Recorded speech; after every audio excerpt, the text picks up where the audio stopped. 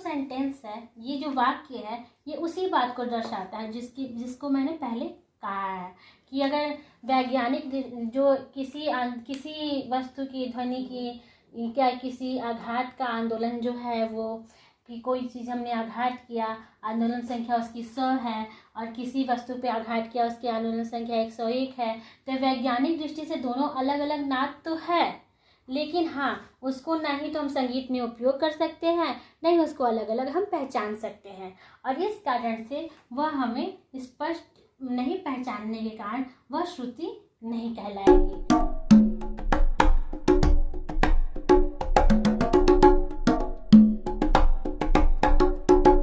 नमस्कार दर्शकों, world of classical music में फिर से आपका स्वागत है। आशा करती हूँ मेरे वीडियो को आप देखते होंगे, लाइक करते होंगे, सब्सक्राइब भी करते होंगे और इन्जॉय भी करते होंगे, और साथ साथ में आपके ज्ञान का वर्धन भी होता होगा।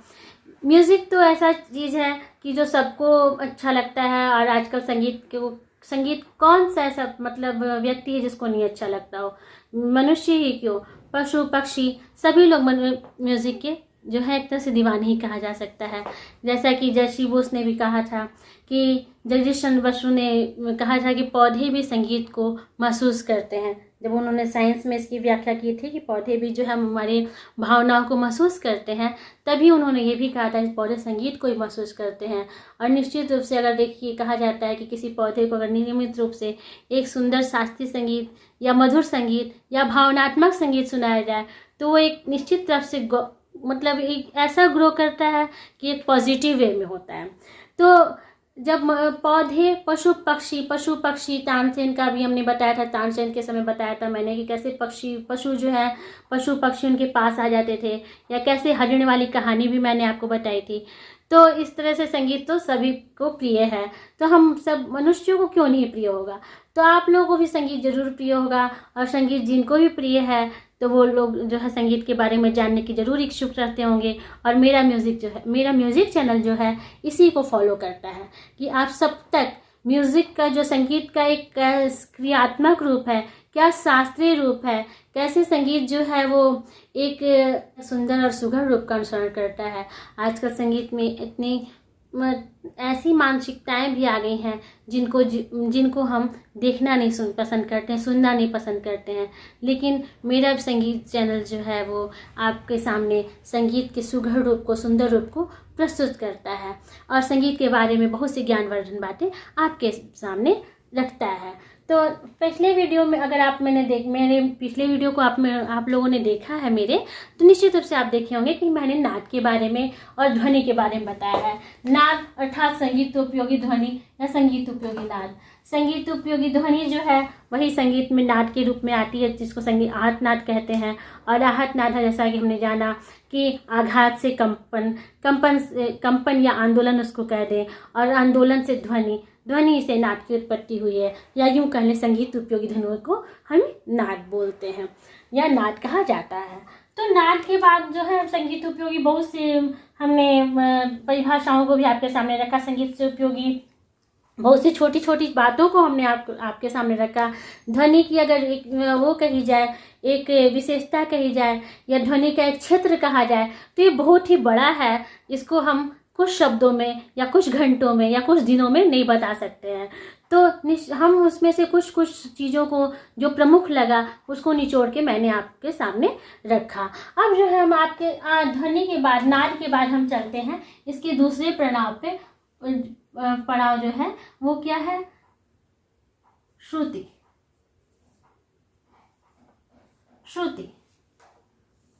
अब श्रुति क्या है, श्रुति का कॉन्सेप्ट क्यों आया, क्यों इसकी अवधारणा संगीत में आई, और श्रुति का क्या महत्व है संगीत में, श्रुति आखिर है क्या, इसकी विशेषताएं क्या हैं, ये सब हम आपको सामने रखें। क्यों श्रुति पढ़ना जो है संगीत में आवश्यक है।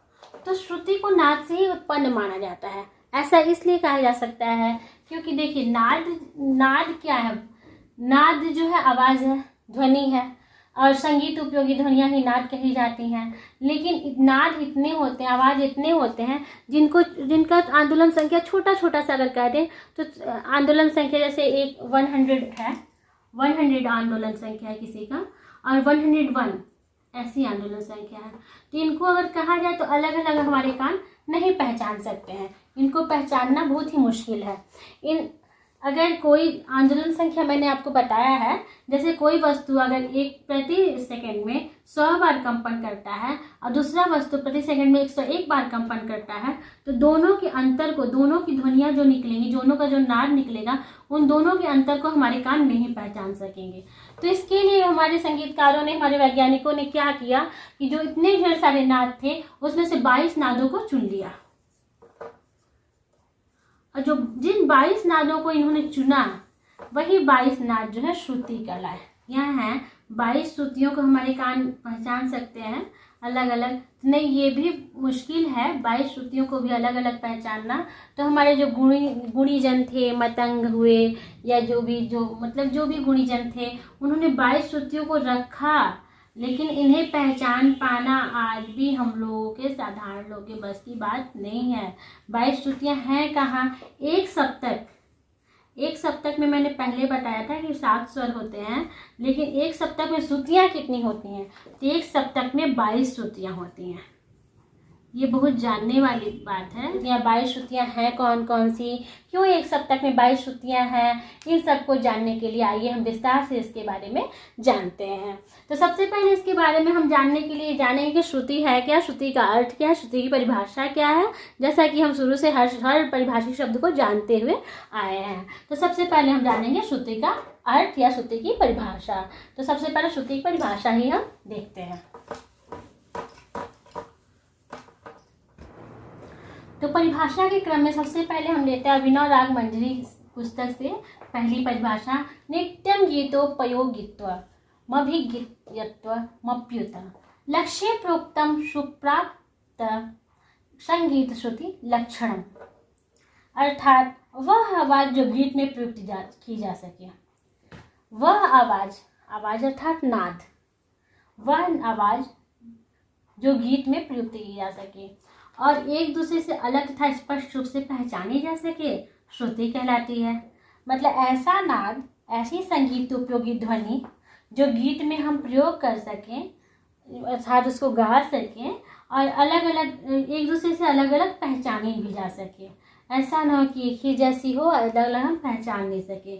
तो वो आवाज़ क्या कहलाती है? श्रुति कहलाती है। अर्थात इन्होंने एक अप्रत्यक्ष रूप से भी कहा जाए तो इन्होंने कहा कि नाद से ही श्रुति की उत्पत्ति हुई है, क्योंकि आवाज़ जो है नाद हुआ और नाद जो है गीत में प्रयुक्त है लेकिन अलग अलग पहचानी जा सके तो श्रुति कहलाती है। अर्थात जो नाद हम अलग अलग स्पष्ट रूप से पहचान सकते हैं और संगीत में प्रयुक्त होती है, अर्थात वो संगीत उपयोगी ध्वनि है और अलग अलग पहचानी भी जा सकती है, उसे हम श्रुति कहते हैं। तो इस तरह से अभिनव राग मंजरी ने इसको स्पष्टीकरण दिया है। ये जो सेंटेंस है, ये जो वाक्य है, ये उसी बात को दर्शाता है जिसको मैंने पहले कहा है कि अगर वैज्ञानिक जो किसी वस्तु की ध्वनि की क्या किसी आघात का आंदोलन जो है, वो कि कोई चीज़ हमने आघात किया, आंदोलन संख्या उसकी 100 है और किसी वस्तु पे आघात किया, उसकी आंदोलन संख्या 101 है, तो वैज्ञानिक दृष्टि से दोनों अलग अलग नाद तो है, लेकिन हाँ उसको ना ही तो हम संगीत में उपयोग कर सकते हैं, नहीं उसको अलग अलग हम पहचान सकते हैं। और इस कारण से वह हमें स्पष्ट नहीं पहचानने के कारण वह श्रुति नहीं कहलाएगी। जब तक हम वही 100 से हम अगर 100 हम किसी चीज़ की आंदोलन संख्या 100 है और धीरे धीरे हम 101, 102, 103, 104, 105 ऐसे बढ़ाते जाएंगे उसकी आंदोलन संख्या, तो एक ऐसा समय आएगा जब हमको 100 से उसकी आवाज़ जो है वो थोड़ी डिफर महसूस होगी, थोड़ी सा भिन्न महसूस होगा। और जब वो स्थिति आ जाएगी तब वह नाद जो है वो श्रुति कहलाएगा। तो इस तरह से हमको लग रहा है कि ये परिभाषा आपको स्पष्ट रूप से इसका मंतव्य क्या है, इस कहने का अभिनव राग मंजरी क्या कहना, ये पुस्तक क्या कहना चाहती है अपनी तरफ से श्रुति के लिए, ये आपको समझ में आ गया होगा। अब हम चलते हैं दूसरे परिभाषा की तरफ। अब दूसरी परिभाषा हमने ली है स्वरमेल कलानिधि से। तस्य द्वाविंशति वेद स्वर्णात् श्रुतियो मता हृदयाभ्यंतर संलग्ना नाड्यो द्वाविंशतिर्मता स्वर मेल कलानिधि पुस्तक जो है इस श्लोक के माध्यम से कहना चाहते हैं कि हृदय स्थान में 22 नाड़ियाँ हैं। हृदय में हम लोग के हम सबके हृदय में 22 नाड़ियाँ हैं और उनके सभी नाद स्पष्ट रूप से सुने जा सकते हैं। जो 22 नाड़ियाँ हैं वो कुछ मतलब कि चूँकि कंपन होता है हृदय में तो वहाँ से नाद भी उत्पन्न होता है और उन 22 जो ध्वनियाँ हैं उनके सभी के नाद जो है स्पष्ट रूप से सुने जा सकते हैं और उन्हीं को श्रुति बोलते हैं। क्योंकि वो सुने जा सकते हैं इसलिए उनको श्रुति बोलते हैं। और नाद के यही जो है 22 भेद भी माने गए हैं। जो श्रुतियाँ हैं वो नाद की क्या हुई, जो 22 श्रुतियाँ हैं अलग अलग, 22 श्रुतियों को नाद के अलग अलग भेद भी कहा गया है।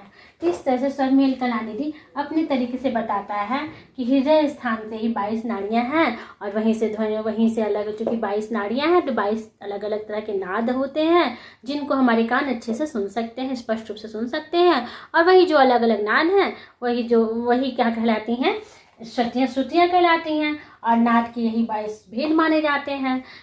इस तरह से स्वर मेल कलानिधि पुस्तक ये कहती है कि हमारे हृदय के 22 नाड़ियों से 22 तरह के नादों की उत्पत्ति होती है और यही नाद जो है वो हमें चूँकि अलग अलग सुनाई देती हैं, हम स्पष्ट रूप से सुन सकते हैं, इसीलिए इनको श्रुति बोलते हैं। तो नाद की यही 22 भेद माने जाते हैं। तो ये हम मतलब इस परिभाषाओं से तो यही लगता है कि चूँकि हम अलग अलग सुन सकते हैं तो श्रुति कहलाती है। और कहा भी गया है, क्या कहा गया है, श्रूयते इति श्रुति, अर्थात जिसको सुन सकते हैं वही श्रुति कहलाती है। तो अभी परिभाषाएं कुछ बाकी हैं और श्रुति के अर्थ ये भी बाकी हैं। तो हम जो है श्रुति के अर्थ और जो परिभाषाएं हम नहीं इसमें कर पा रहे, इस वीडियो को नहीं बता पा रहे हैं, वो हम अगले वीडियो में जारी रखेंगे। प्लीज़ हमारे वीडियो पे, हमारे चैनल पे बने रहिए, लाइक कीजिए, सब्सक्राइब कीजिए और कमेंट्स कीजिए कि आपको कौन सी जो परिभाषा अच्छी लगी, आप इसमें क्या जानना चाहते हैं और श्रुति के बारे में क्या आप भी जानते थे, कितना जानते थे, क्या आपको और जानने को मिला, ये सब प्लीज़ आप कमेंट्स करके हमको बताइए और मेरे चैनल में बने रहिए। आगे हम लोग श्रुति, फिर स्वर, ये सब तक इन सब पे चर्चा करते रहेंगे। हमारे चैनल बने रहने के लिए धन्यवाद। नमस्कार, प्रणाम।